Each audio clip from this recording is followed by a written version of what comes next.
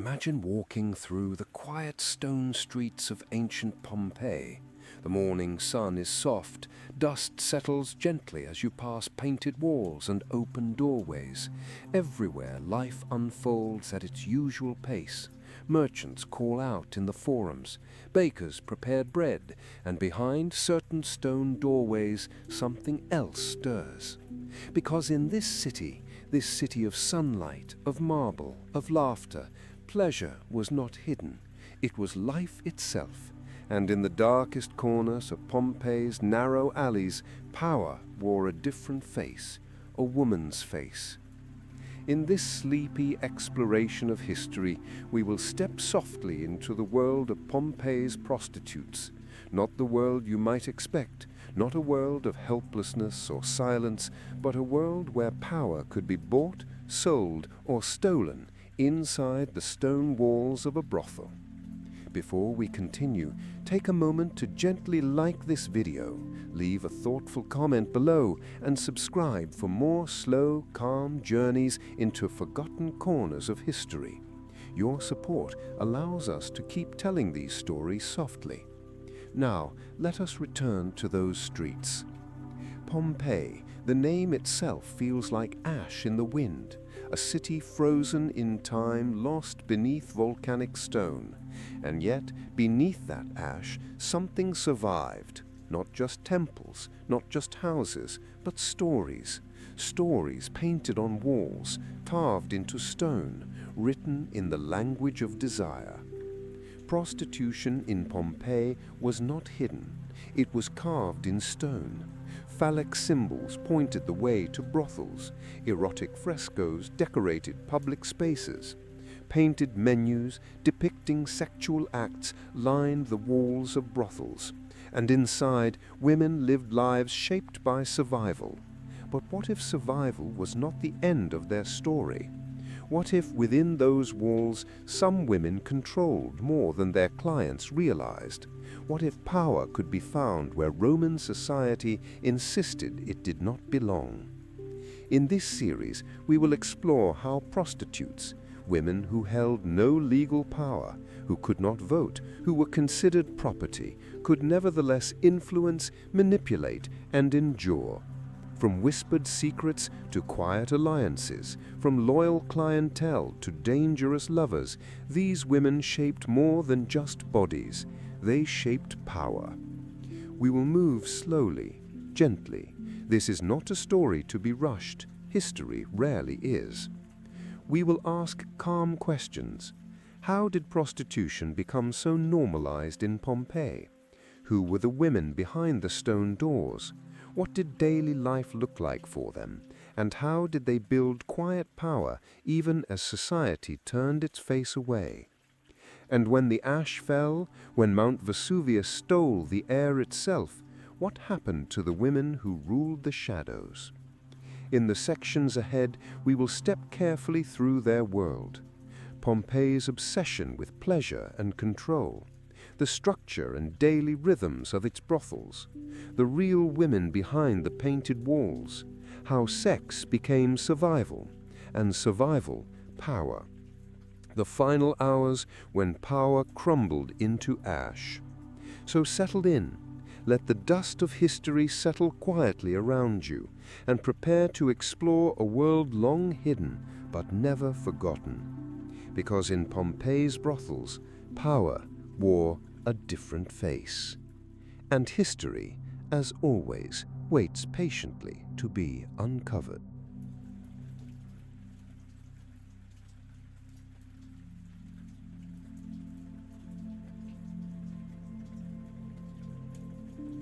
Pompeii's obsession with pleasure, a city built on desire. Let us leave the silent brothels for a moment and step softly into the streets of Pompeii itself. To understand why prostitution flourished here, not in shadows but in plain view, we must understand the city's heart. Pompeii was not a place that shamed pleasure, it celebrated it. In Pompeii, life itself was indulgence. From sunlit gardens to ornate dining halls, from painted frescoes to sensual poetry, pleasure was everywhere. And not merely physical pleasure, but the pleasure of living, of displaying, of consuming, of being seen. This was a Roman city unlike most others. Nestled near the Bay of Naples, Pompeii was a melting pot of travelers, traders, and citizens of varying wealth. Merchants from across the empire passed through its streets, soldiers rested here, and along its stone paths, life was lived with a kind of casual hedonism that Rome itself frowned upon, yet could not resist visiting. Why was Pompeii obsessed with pleasure? The answer begins with its geography. Positioned along trade routes, the city prospered economically. Foreign goods flooded its markets. Luxuries became common. With wealth came time. With time came appetite. And soon that appetite touched every aspect of life. We see it in the architecture. Rich villas with private baths, public gardens where wine was poured as freely as water, theaters built not just for entertainment but for spectacle, frescoes depicting gods entwined with mortals, walls decorated not with piety but with desire. Pompeians did not conceal pleasure, they immortalized it in stone. And this extended to sexuality. Unlike in more conservative Roman circles, in Pompeii, sexual imagery was public, accepted, even celebrated. Phallic symbols adorned bakeries, not just brothels. Small amulets shaped like male anatomy were worn for luck. Erotic paintings decorated bedrooms and dining rooms alike.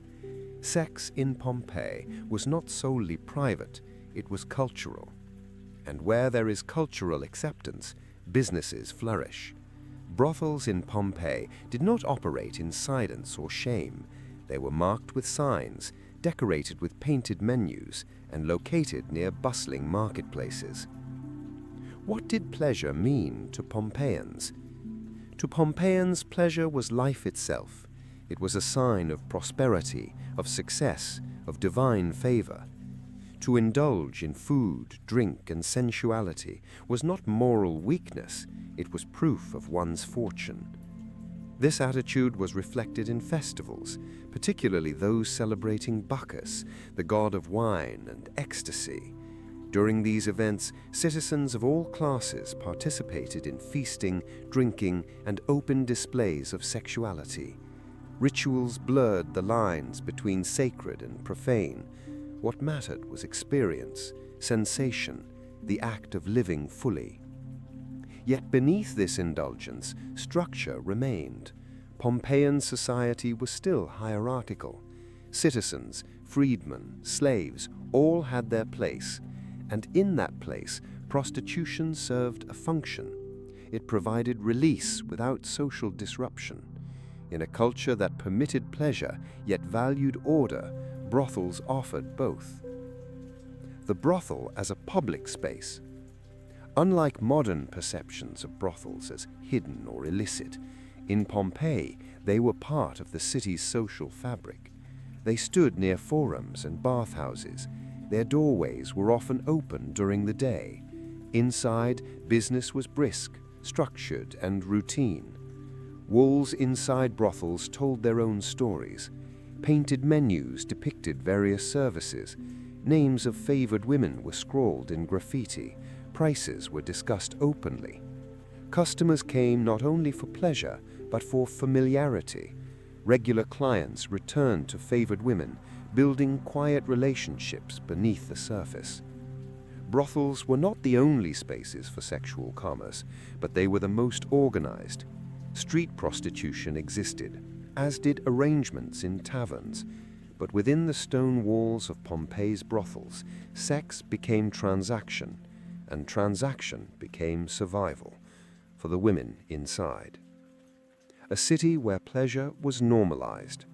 Pompeii's obsession with pleasure was not reckless, it was structured indulgence. Bound by rituals, customs, and unspoken rules, pleasure was pursued as an art form. Even the walls knew this. Erotic art was not hidden behind curtains. It lined dining halls, courtyards, and sleeping chambers. and yet the pleasure celebrated in public often masked quiet struggles in private. The women who worked in Pompeii's brothels were not the symbols of joy their images suggested. Behind the frescoes, real lives unfolded, lives of routine, endurance, and, in some cases, quiet influence. How does this help us understand prostitution in Pompeii? By understanding Pompeii's relationship with pleasure, we begin to see why prostitution thrived here. It was not hidden because it did not need to be. It was not shamed because it was normalized. And within this normalization, the possibility of quiet power emerged. In a city that celebrated indulgence, a woman in a brothel could become more than a body for sale. She could become a confidant, a source of whispered secrets, a familiar face in a world of fleeting pleasure. In Pompeii, even in a brothel, survival could become strategy. In the next section, we will step through the doors of these brothels. What did they look like? How did they function? And what did daily life inside these stone-walled spaces feel like for those who lived there? But that quiet story, dear listener, waits patiently for our next chapter.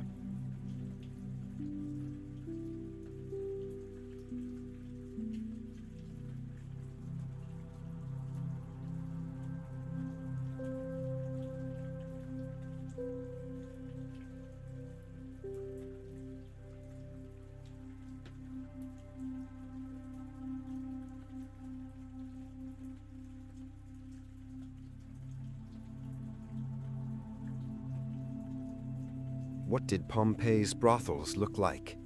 Let us step softly now through the stone doorways where life in Pompeii's brothels unfolded. Perhaps, as you imagine a brothel, you picture luxury, silk curtains, perfumed halls, whispered laughter, and darkened rooms. But in Pompeii, the reality was far simpler and far colder. The brothels of Pompeii were not places of comfort. They were places of transaction, designed not for seduction, but for efficiency. Stone walls, stone beds, no windows, no softness, a space not for romance, but for survival. Most brothels were small, tucked away near markets or bathhouses. From the outside, many looked no different from other shops. A simple doorway, a stone threshold, perhaps a carving nearby, a symbol rather than a name. Inside, the air would have been heavy, the light dim, and the silence broken only by footsteps or quiet whispers. The structure of a brothel was simple. A narrow hallway, tiny rooms lining each side, each room barely large enough for a single stone bed raised slightly above the floor. The beds were often carved directly from the stone itself. No softness greeted the clients who entered. Thin blankets, if any, covered the hard surface. Privacy was minimal. Doors were uncommon. Curtains might have hung across the small openings, but even these were rare. In larger brothels, perhaps 10 rooms lined the halls. In smaller ones, there might have been 4 or 5. The walls within were decorated, not with luxury, but with imagery. Frescos lined the passageways, painted menus, scenes of sexual acts, rendered clearly, yet without shame or secrecy. Each image represented a service offered, a performance expected. These were not romantic paintings, they were instructions. For many clients, the images offered guidance in a city where not all visitors spoke the same language. In Pompeii's melting pot of cultures, pictures spoke clearly. Above some doorways, simple signs identified the women within, names scratched into the stone, sometimes playful, sometimes cruel. Yet the space itself was quiet, functional. Within these small rooms, prostitutes worked in shifts. Women sat on the stone beds waiting. Some entertained regular clients. Others saw strangers. The routine was simple. Entry, service, departure, and then the next visitor. Privacy was scarce. Doors were often absent, curtains thin and easily moved aside. Conversations from nearby rooms were audible. There was no hiding. For the women inside, life was not theatrical seduction, it was repetition. Yet even here, familiarity could build. Clients returned to the same woman, not for love, but for comfort of routine. In a city obsessed with pleasure, even a brothel could become familiar ground. And when work ended, where did the women go? Some lived within the brothels themselves. Their shifts ended, but their stone rooms remained their only refuge. Others, perhaps those of slightly higher status, returned to cramped living quarters elsewhere. Rarely did these women experience luxury beyond the stone beds they worked upon. But the brothel itself was more than its rooms. It was a business, a structured operation likely managed by a lanista, a pimp or manager responsible for overseeing the women, collecting payments, and maintaining the space. Money changed hands not in secret, but as openly as any other transaction in Pompeii's marketplaces. Graffiti within some brothels recorded the experiences of clients, names of favored women, crude jokes, prices paid. Some scribbles offered praise, others insults.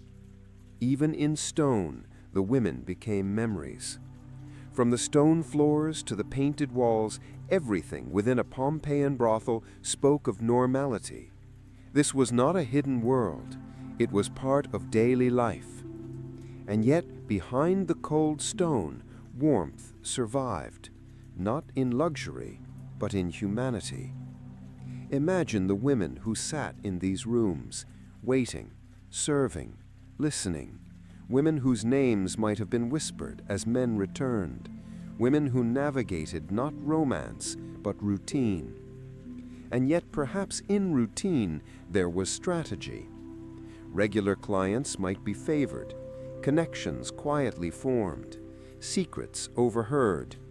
Influence, though small, was possible even here. Each stone bed, each narrow room, each painted wall tells the same quiet truth. Survival came first, and perhaps for some, power came second. In the next section, we will meet the women themselves. Who were they? Were they slaves, free women, volunteers? And how did their lives unfold behind the stone doors? But that gentle story waits patiently in our next chapter.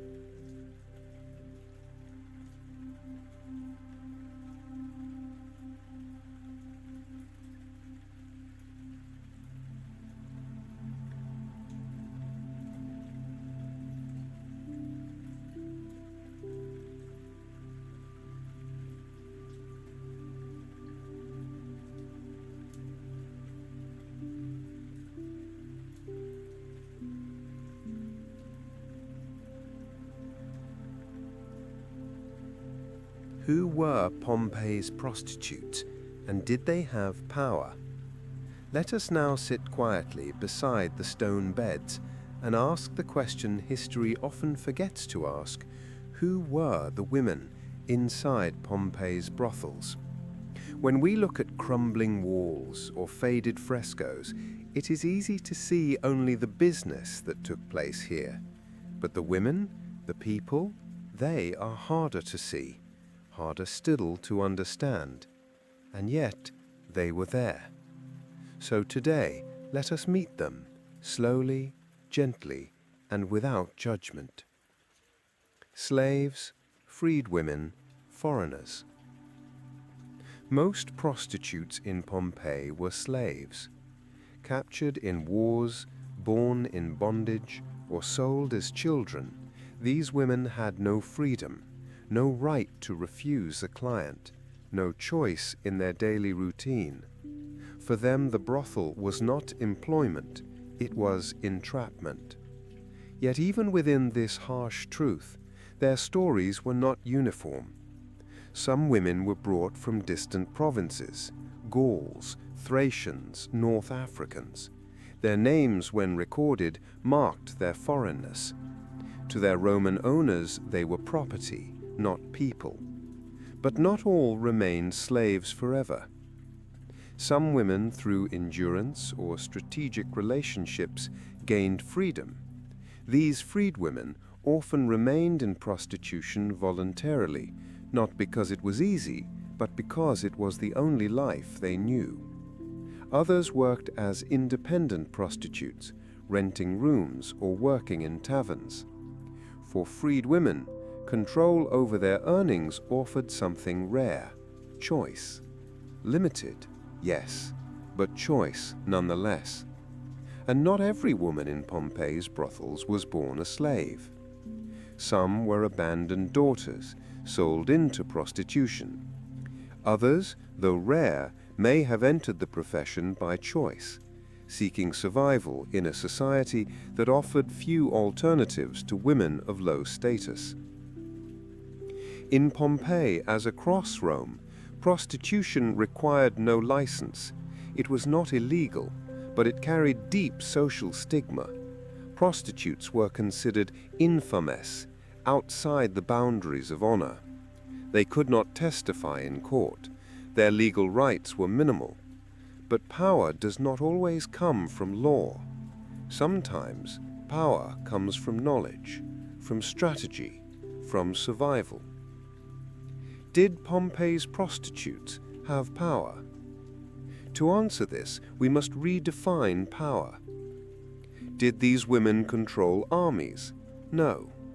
Did they hold property? Rarely.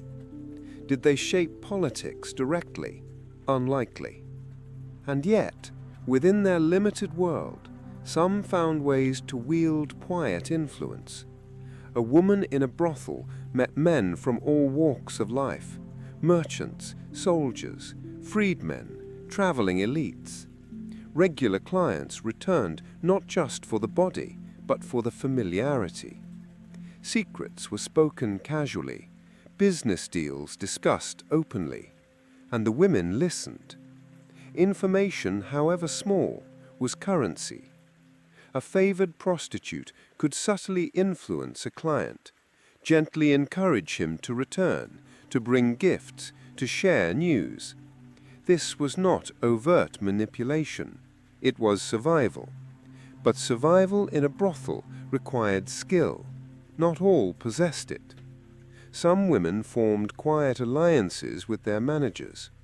Others bought their freedom through saved coin or loyal patrons. And once free, a former prostitute could become a brothel owner herself. Such cases were rare, but not impossible. More commonly, freed women continued working, but with slightly more control over their time and earnings. Yet physical power remained limited. Roman law kept prostitutes on the margins. They could not marry citizens of rank. Their legal rights were minimal. Still, clients returned. Whispers were shared. Coins changed hands. And within those narrow spaces, some women found quiet forms of power. The power to endure. The power to influence a favored client. The power to protect themselves through knowledge, through routine, through control of their limited world. To the outsider, these women were nameless, but to their regular clients, they were familiar. And in a city that worshipped pleasure, being remembered was its own kind of power. Emotional bonds and strategic familiarity. Did emotions ever form between prostitutes and clients? Perhaps. While most interactions were transactional, repeated visits could foster something more human: recognition, familiarity, even affection. For some women, cultivating loyal clients was strategic. A client who favored one woman over others might offer better pay, protection from violence, or even the possibility of freedom.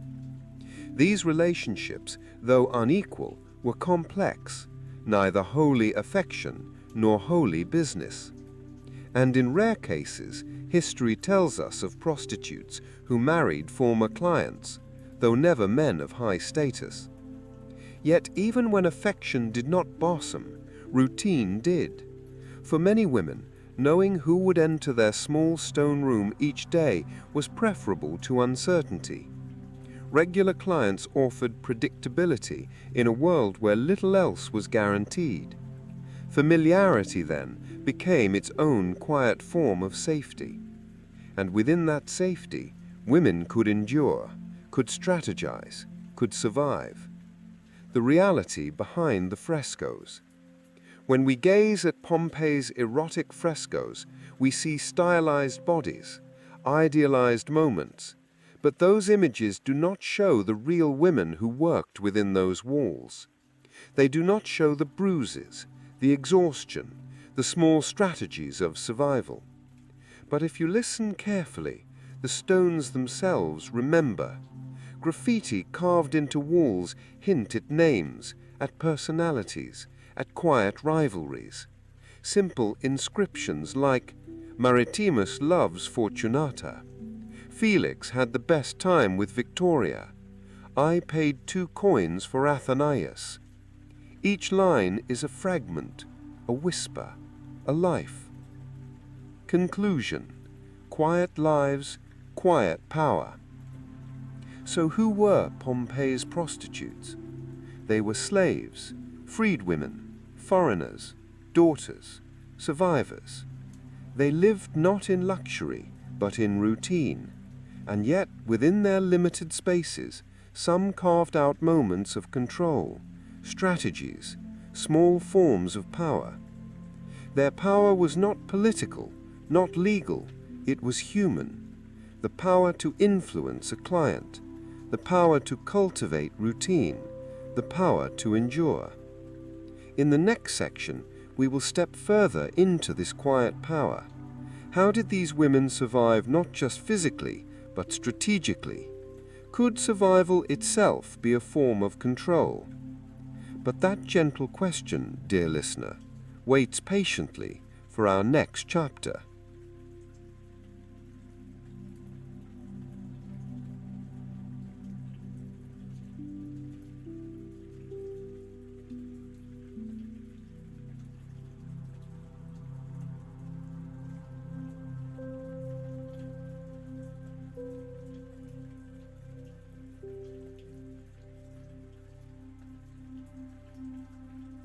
Prostitutes as businesswomen. Let us step softly now, beyond the stone rooms and narrow halls, into the quieter reality few have considered.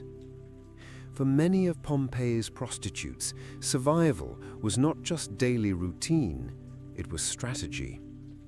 Life inside the brothels was harsh, but for some women, survival meant learning to play a quiet game.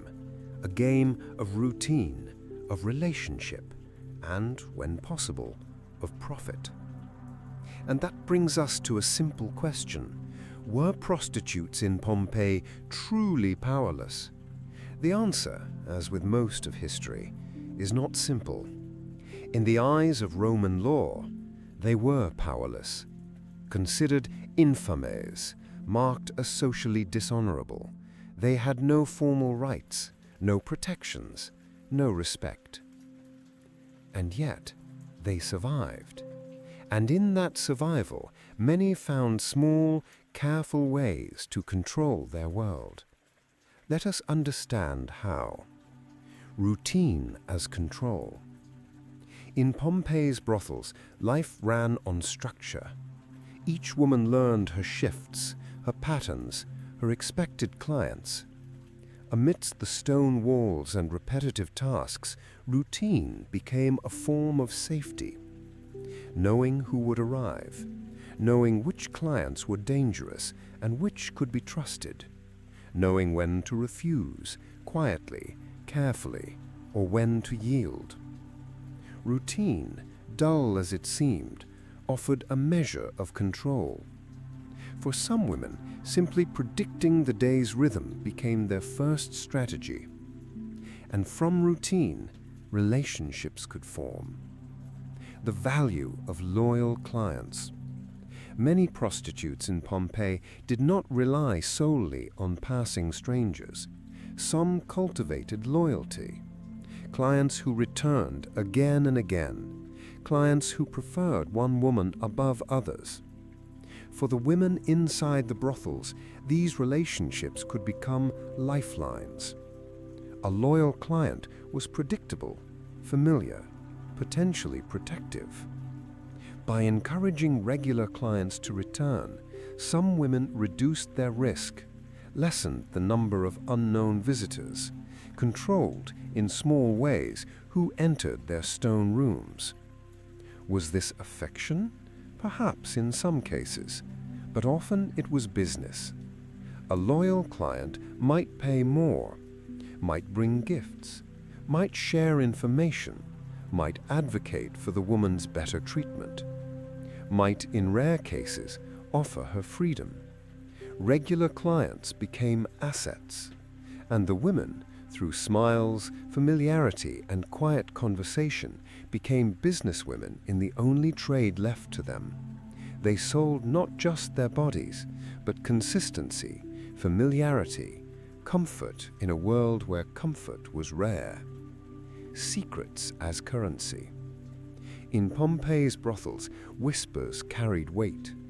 A merchant discussing his plans, a politician sharing frustrations, a soldier revealing movements. Clients spoke freely in these spaces, believing themselves unobserved, and the women listened. For some prostitutes, information became a silent form of power. They could offer news to their managers. They could trade secrets with fellow women. They could subtly influence regular clients, feeding encouragement, soft persuasion. This was not overt manipulation. It was survival. In a city where gossip spread faster than ash, knowing something before others did was valuable. And some women knew much. Earning freedom, the quiet climb. Did any women buy their freedom? Some did. Graffiti records hint at freed women who remained in prostitution by choice, now earning independently. Others worked their way upward, not to freedom, but to favored status within a brothel, seen by their manager as valuable, treated with slightly more care. A few, through loyal clients or careful savings, purchased their own release. Once freed, a woman could operate more independently. She might continue working as a prostitute, now keeping more of her earnings. She might run a small tavern. She might even manage other prostitutes, becoming a lanista herself. These cases were rare, but they existed, and in them we glimpse the clearest form of strategy, the slow, deliberate transformation of survival into business. The brothel as workplace. To imagine prostitutes as businesswomen is not to deny their suffering. It is to recognize their adaptation. For many, the brothel became a workplace, a harsh one, but within its stone walls, work rhythms formed. Rooms were prepared, clients were received, payments were collected, regulars were remembered, time was measured, transactions became routine. And within that routine, some women shaped their roles carefully. Smiles could be strategic. Familiarity could be planned. Endurance itself became a skill. The business of familiarity. Why did clients return to the same women? Perhaps for the same reason patrons returned to the same tavern. Predictability, comfort, recognition. In a city where lives were busy and pleasures fleeting, familiarity became its own luxury, and the women learned this. By creating a consistent experience, gentle conversation, recognition, a careful touch, they encouraged loyalty, Loyalty meant safer transactions, better earnings, less exposure to unknown dangers. For the women who understood this, survival became strategy. Strategy became business. And business in Pompeii's brothels was steady. Was this power? In the grand sense, no. These women did not rewrite laws. They did not change the empire. But power is not always loud. Sometimes power is quiet. The power to choose which client to encourage. The power to gather secrets no one thought you heard. The power to cultivate loyalty. The power to endure and profit in a system designed to erase you. This was not freedom. It was survival. And for many women in Pompeii's brothels, survival itself became a business. Conclusion: the silent businesswomen of Pompeii. So let us revise what we know. The women inside Pompeii's brothels were not passive. They were not naive. They were workers, survivors, and, in their own quiet way, strategists. Each stone bed was a place of labor. Each returning client a small victory. Each overheard secret potential currency. Each day endured a form of control. Their business was their body, but their strategy, their mind. In the next section, we will ask who visited these women, and why did the powerful men of Pompeii so often find themselves in these narrow stone rooms? But that, dear listener, is a slow story for another quiet chapter.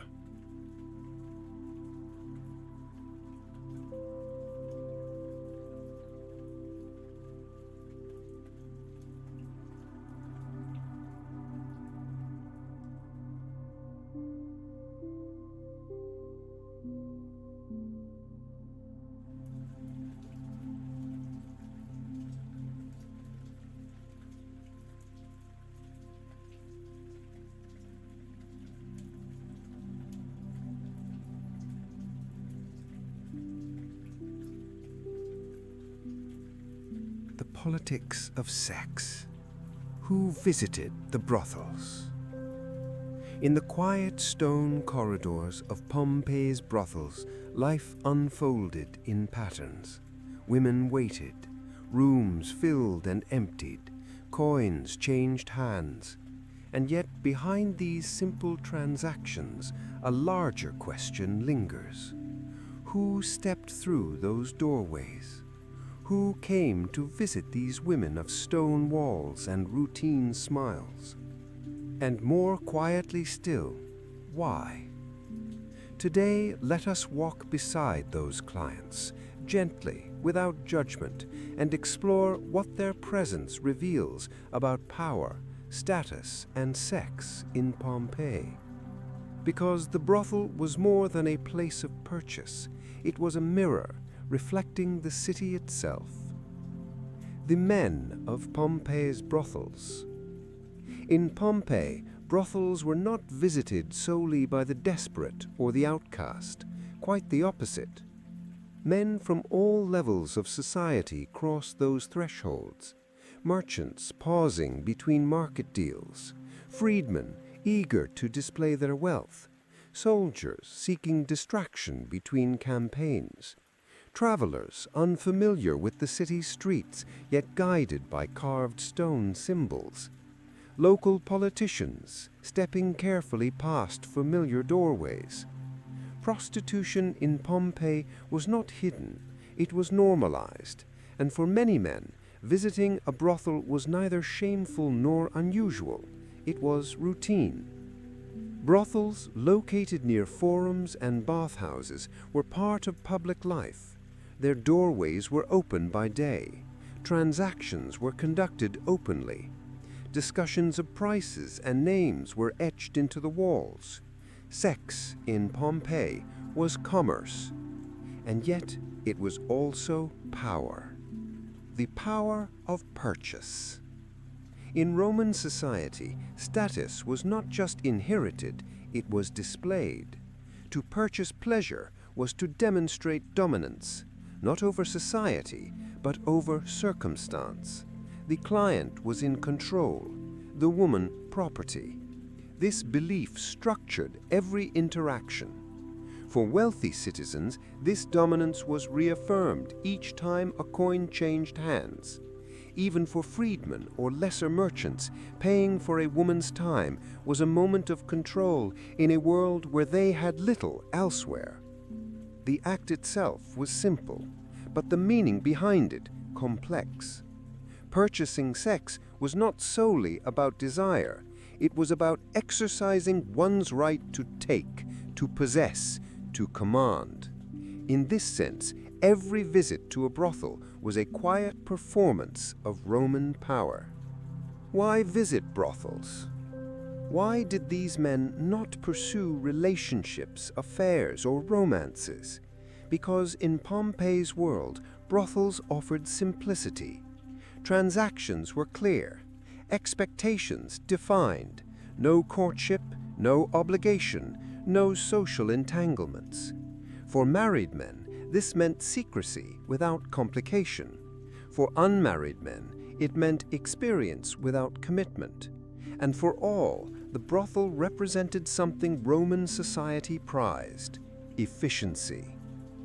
In a world structured around hierarchy and performance, the brothel was a predictable space. No surprises, no refusals, just commerce. And within that commerce, Roman men felt in control. Secrets spilled, power revealed. Yet in that comfort, danger lurked, because men speak freely where they feel powerful. Inside the stone rooms of Pompeii's brothels, secrets were often spoken casually.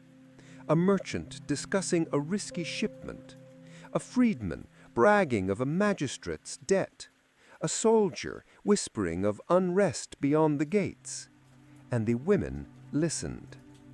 Each client who stepped inside brought more than coins. He brought information. Some prostitutes gathered these whispers silently. Others shared them cautiously with fellow women, with managers, perhaps even with favored clients. The politics of Pompeii did not stop at the brothel doorway. In some ways, they began there. Because the quiet women sitting on stone beds often knew more than they let on. Knowledge was, after all, its own currency. And while men believed themselves in command, perhaps some were being watched more closely than they realized. Rivalries and status among clients. Inside Pompeii's brothels, even clients were not equal. Wealthier patrons could pay for longer stays, better service, or even private arrangements beyond the brothel itself. Men with power sought the company of favored women, returning again and again, establishing informal claims over particular prostitutes. Graffiti records hint at such rivalries. Maritimus had Fortunata first. Secundus loves Victoria, he pays the most. Clients competed quietly, their coins marking territory. To possess a favored woman was, for some, a subtle display of wealth and influence. And yet, prostitutes too could manipulate this by encouraging rivalries, by accepting small gifts, by offering just enough familiarity to ensure a return. In the politics of sex, even the purchased could exert control. Brothels as political spaces. While brothels were not political arenas, they were social spaces. A merchant might meet allies there, away from formal assemblies. A soldier might be recruited. In Pompeii, power moved through streets, forums, and sometimes through brothel halls. And the women, they were there, listening, watching, perhaps understanding the city's pulse more clearly than those who claimed to rule it. the illusion of control. For the men of Pompeii, the brothel offered an illusion that they controlled every moment. Coins bought time, coins bought power, but real control, that was less certain, because every client depended on routine, on a familiar woman, on the quiet consistency of a space he did not understand, and sometimes those women watched more than they revealed. In a city obsessed with dominance, perhaps control was not always where it seemed. Conclusion: power shifts in the shadows. So who visited Pompeii's brothels? Everyone. Merchants, freedmen, politicians, soldiers, travelers. They came seeking pleasure. They found routine, and sometimes, without knowing, they surrendered more than coins. They shared secrets. They returned for familiarity. They offered trust. And the women who waited within those walls, they listened, they remembered, and perhaps, in the quietest ways, they understood that the true politics of sex were never simple. In the next section, we will step deeper into those shadows, exploring the hidden hierarchies not among clients, but among the women themselves, because not all prostitutes were equal, and in the world of Pompeii's brothels, even among the powerless, status mattered. But that, dear listener, is a gentle story for our next chapter.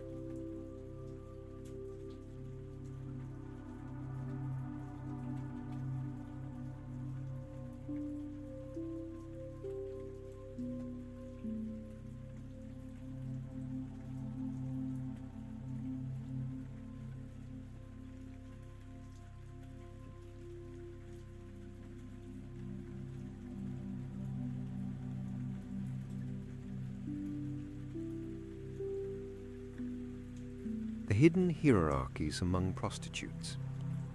Let us step back now into the stone corridors where women waited on narrow beds and routine ruled the day. But today, let us look more closely, because behind the simple image of a woman waiting in a small stone room, something more complex existed, a hierarchy. In Pompeii's brothels, not all prostitutes were equal. And while the outside world saw them as the same, merely bodies for sale, the women themselves understood the difference. Some ruled quietly, others obeyed.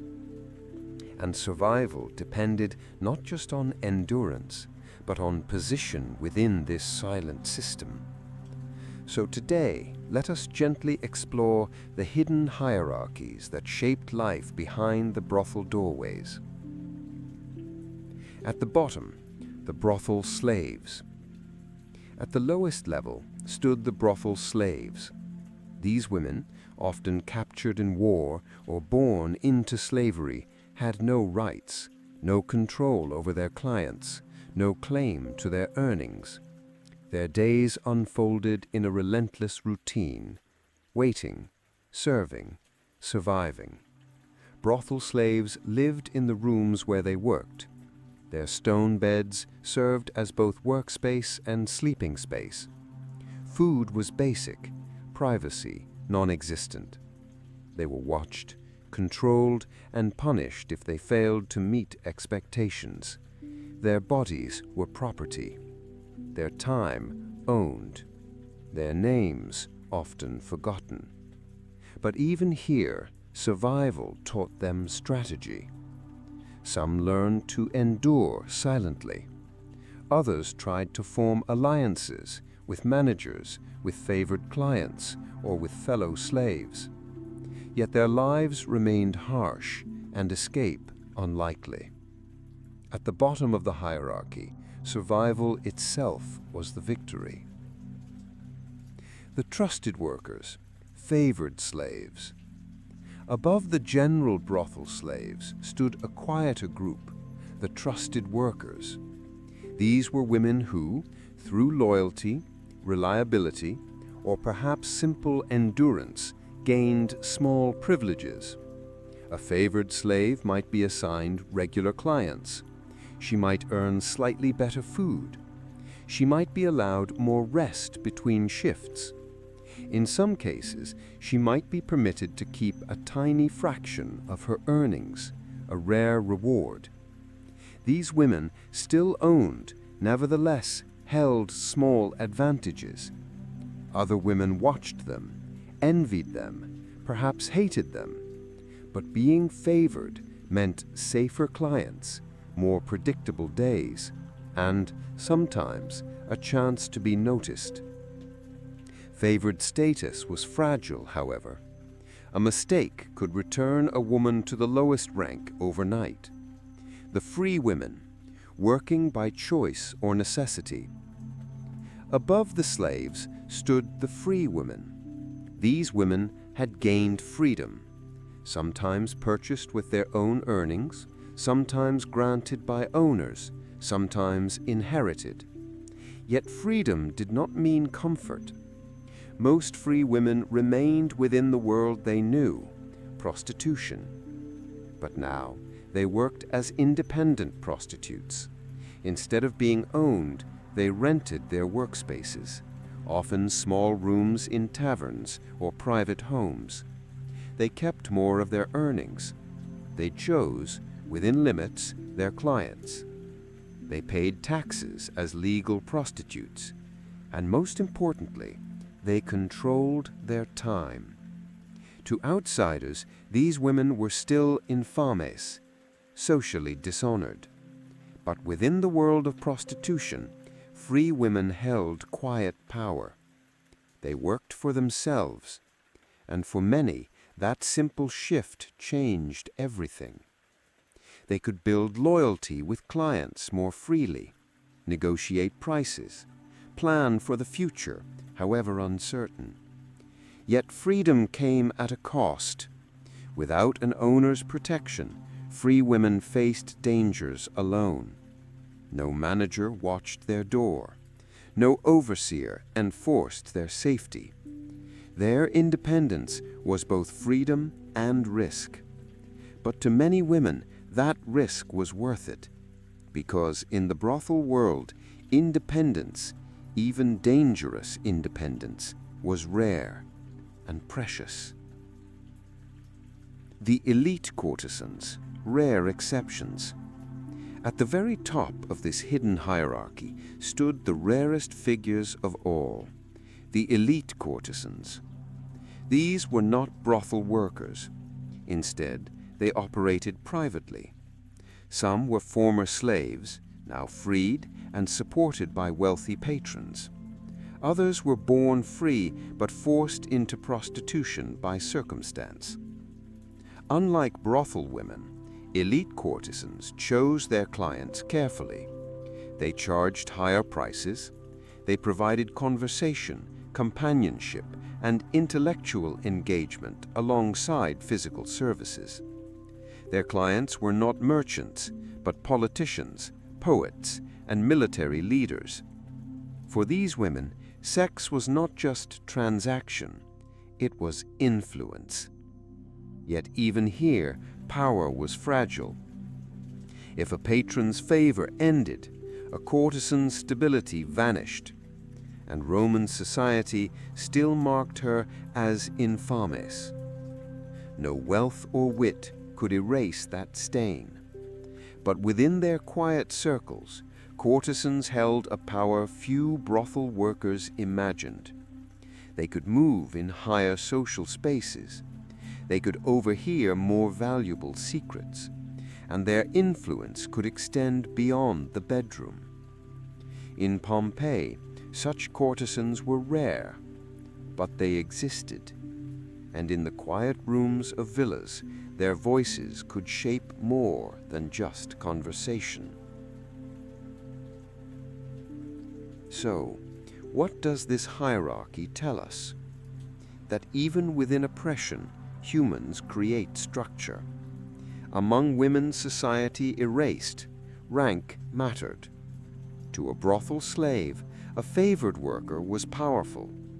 To a favored worker, a free woman was enviable. To a free woman, a courtesan represented impossible freedom. Each woman looked upward. Each woman remembered those below. And within this silent system, power shifted quietly, daily, moment to moment. Friendships formed across ranks. So did rivalries. Survival required strategy, not just with clients, but with one another. Because in Pompeii's brothels, power was not only sold, it was built, traded, guarded. Conclusion. The quiet ladder inside stone walls. So when we picture the women of Pompeii's brothels, let us not imagine a single story. There was not one life. There were thousands. Some women endured stone walls as property. Others negotiated their days as businesswomen. A few, rare and carefully positioned, whispered to Rome's most powerful men. All lived within a hierarchy invisible to outsiders.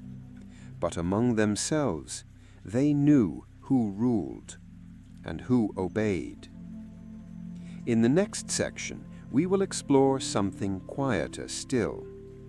Did love ever touch these stone walls? Could affection, or even something like romance, survive within such harsh realities? That gentler question, dear listener, waits softly for our next chapter.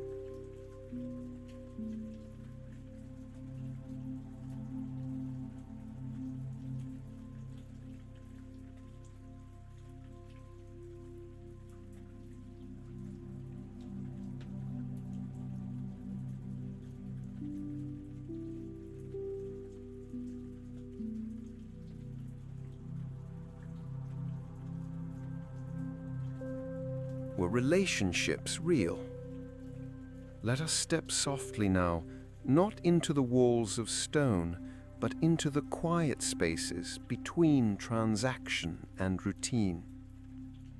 Because behind the stone doorways of Pompeii's brothels, beyond the coins exchanged and the duties performed, another question lingers softly.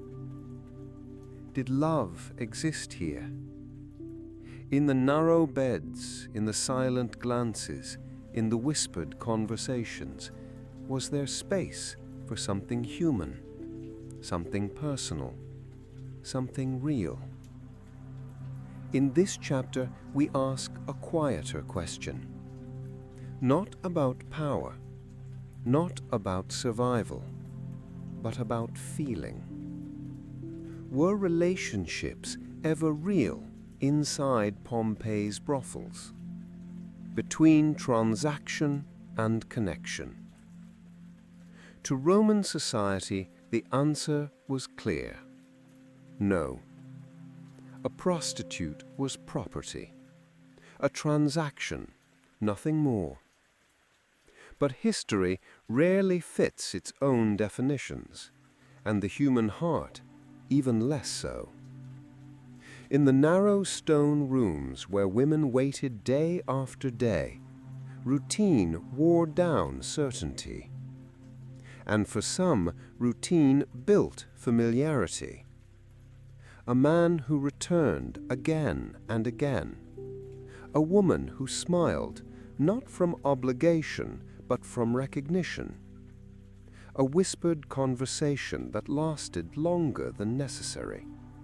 Affection in such spaces was dangerous, but perhaps it happened. Not often, not for long, but sometimes. And in those moments, something rare unfolded. Not romance as we understand it, but connection. A small human bond formed not from choice, but from repetition. From the simple act of seeing and being seen. the client who returned. Roman graffiti hints at such relationships. Felix visits Victoria daily. Secundus loves Fortunata. Were these words jokes, brags, or genuine declarations? Perhaps all three. A client who returned to the same woman did so for more than service. He returned for routine, for comfort, for recognition. And the woman? She accepted him not because she wished to, but because in a world of strangers, a familiar client was safer, predictable, reliable. Over time, such relationships blurred the line between transaction and companionship. Were these emotions real? Perhaps not at first, but routine builds bonds where neither side expects. And for the woman, recognizing a client's step in the hall, knowing his voice, predicting his questions, these were not affections, but they were familiarity. And in Pompeii's brothels, familiarity was the closest thing to safety. Did marriage ever follow? Rarely, history tells us, a client did more than return. He offered freedom. In exceptional cases, a client might purchase a prostitute's release, might take her as his concubine, might, very rarely, marry her if she were freed and he of lower rank. Roman law frowned upon such unions. Social status marked such women forever. But human desire and perhaps human affection sometimes crossed those lines. For the woman, this could mean escape. For the man, possession. But was it love? Or ownership? In truth, both. Perhaps neither. Relationships formed in spaces where no one expected them, and sometimes they lasted. The woman's perspective. For the women of Pompeii's brothels, emotional survival often meant control. Controlling conversation, controlling expression, controlling routine. But beneath control, emotions stirred. Not often love, not even friendship, but sometimes a quiet relief. A client who treated her gently. A man who listened, not just demanded. A familiar face at the doorway. For the woman, this was not affection, it was familiarity. But familiarity over time softens even stone. Perhaps she looked forward to his visits. Perhaps she spoke more easily. Perhaps she trusted him just a little. Was that love? No. But in a life of transactions, it was something softer, something human. Relationships as strategy. Not all such relationships were born of feeling. For many women, cultivating a regular client was strategy. A loyal patron meant safer days, more predictable income, fewer dangerous strangers. Encouraging affection, or even feigning it, was survival. A client who believed himself favored might pay more, might visit more often, might protect the woman from harsher clients. For her, this was not manipulation, it was survival. And survival in Pompeii's brothels was the only business that mattered. Could true affection grow? Yet even strategies sometimes falter, and the human heart, whether enslaved or free, rarely obeys plans. Perhaps sometimes affection took root, a glance held too long, a quiet conversation that lingered, a smile given freely, not performed. Not every woman remained stone, and not every client remained cold. Were these loves happy? Rarely.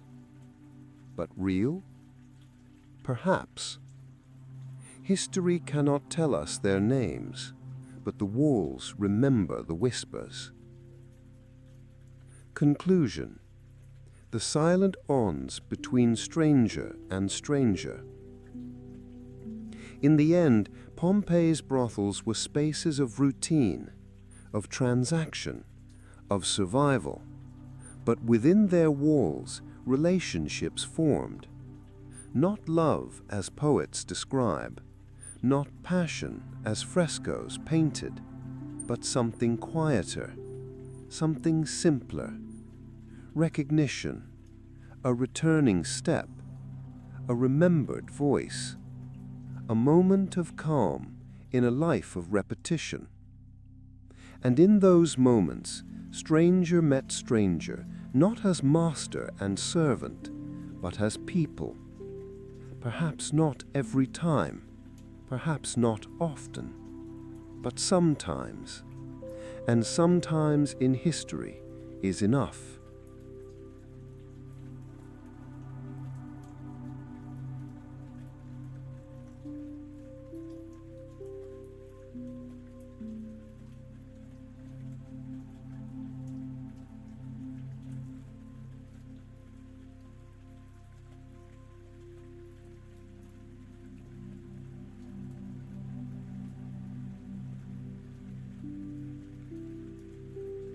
What happened to the prostitutes? Let us walk softly now to the day when silence fell forever, to the moment when coins stopped clinking, when footsteps vanished from stone corridors, and when even routine could not save. August 79 AD. Mount Vesuvius stirred, and Pompeii's last day began.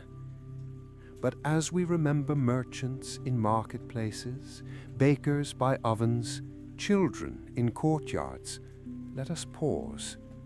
Let us ask a quieter question. What happened to the women of Pompeii's brothels? The first ash. In the morning, perhaps nothing seemed strange. Clients arrived as always, coins exchanged hands. Women waited in stone rooms, unaware that above them clouds of ash were forming. But as the ash began to fall, change crept quietly. Dust settled on doorways. Shadows darkened the sun, and fear, once absent, entered the streets. For the women of Pompeii's brothels, confusion came first. They did not own their time. They could not choose to flee. Many were locked inside. Others waited for orders from their managers. Some, perhaps, were already too familiar with silence to question it. But soon silence became something else. It became death. Trapped in stone rooms. Brothels designed for containment now became tombs, small rooms, narrow halls, stone walls that once muffled sound now muffled screams. Women who lived in routine now lived their final moments in confusion. Some may have believed it was nightfall. Others perhaps waited for clients who never arrived. By the time the ash thickened, escape was impossible. Doors were barred, streets unrecognizable, air unbreathable. In rooms that once meant survival, many died, alone or together. Routine shattered. Fossilized shadows. Today, archaeologists have found bodies in brothels. Women curled near stone beds, managers caught near doorways, clients, perhaps, collapsed mid-flight. The ash preserved their last moments, but the ash did not preserve their names. No record tells us who they were, or whether they understood. Their final expressions silent, their final moments unknown. But in their positions, in their surroundings, we see enough. They did not escape, and no one came for them. The luck of freedom. Perhaps somewhere in Pompeii a freedwoman survived, a woman who no longer lived in the brothel itself, a woman who sensed danger early enough to run. Perhaps, but no records tell us so, and in silence speculation fades. The ash stole all stories. In the end, Vesuvius claimed everyone equally: merchants, soldiers, children, politicians, and women of the brothels. When the ash settled, power and poverty lay side by side.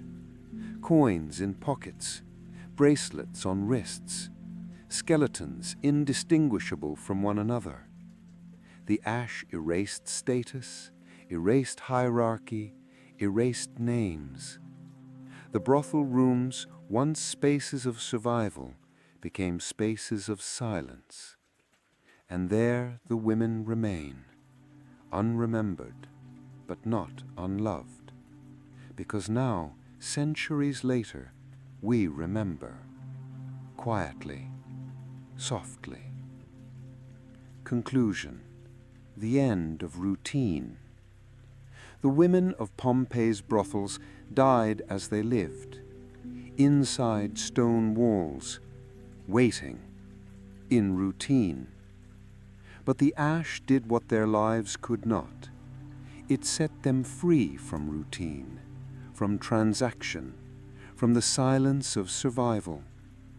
And now, as we walk past their preserved doorways, past stone beds and faded frescoes, we know what they could not, that their stories mattered, even if no one spoke their names. In the next chapter, we will reflect not on their deaths, but on what they left behind, because in Pompeii's brothels, power wore a different face, and memory, dear listener, waits patiently in forgotten corners. Let us walk there together.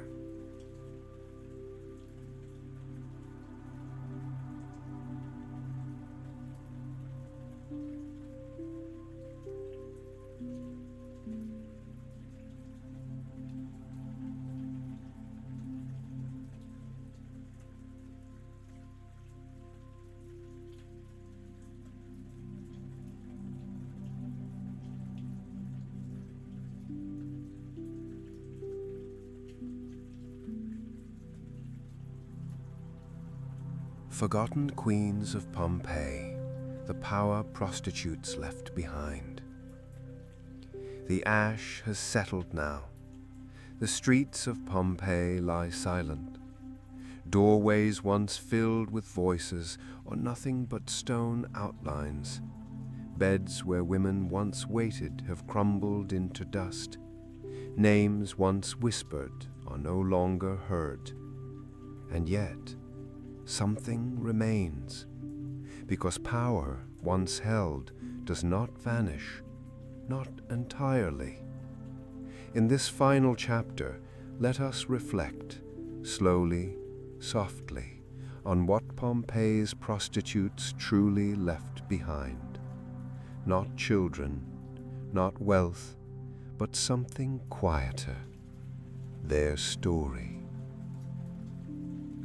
Power bought, power sold, power forgotten. For centuries, the women of Pompeii's brothels were remembered as nothing more than objects of desire. They were depicted in frescoes, joked about in graffiti, and ignored in the records of serious history. Their power, once so carefully built, was buried not just in ash, but in silence. But now, as we walk through their preserved city, as we read the scratched names on their walls, as we stand in their stone rooms, we understand more. These women controlled more than their clients realized. They built small, careful empires within the narrow walls of brothels. Not empires of armies, but of routine, of loyal clients, of information quietly gathered, of survival strategies perfected. Their bodies were sold, but their minds, those remained their own. And in a city that celebrated pleasure, these women learned to sell what society demanded while quietly controlling what it never asked for. Routine, predictability, knowledge, influence, survival. The power of being known. In Pompeii, to be recognized was to matter. A merchant displayed his wealth in the marketplace. A freedman wore his status on his robe. And for a prostitute, her power lay in being remembered. A client who returned, a name scratched in stone, a whispered recommendation. Being known was survival, and being remembered, even by one client, meant quiet power. Some women in Pompeii's brothels achieved that. Their names, though few, survive. Victoria, Fortunata, Athenias. Felix loved Victoria. Secundus paid for Fortunata. Simple phrases carved in stone, and yet in those simple words a legacy lingers. Because power is not always grand. Sometimes power is simply not being forgotten. Lessons in survival. What did these women teach us? That power can be quiet, that control can exist even in confinement, that routine when mastered becomes strategy, that survival itself is resistance, and that even when the world forgets your name, your story can still matter. They were not queens of palaces. They were queens of survival. In their narrow stone rooms, in their repetitive transactions, in their quiet management of clients, they built influence in the only ways allowed to them. And that, perhaps, is the strangest power of all. Why we remember them now. Why does their story matter? Because history often forgets the powerless. Because beneath every empire there are silent lives worth hearing. Because their rooms still stand. Because their walls still whisper. And because now, at last, we are listening. Not to celebrate suffering, but to honor endurance. Not to glamorize prostitution, but to recognize strategy. Not to pity, but to understand. And perhaps to remember.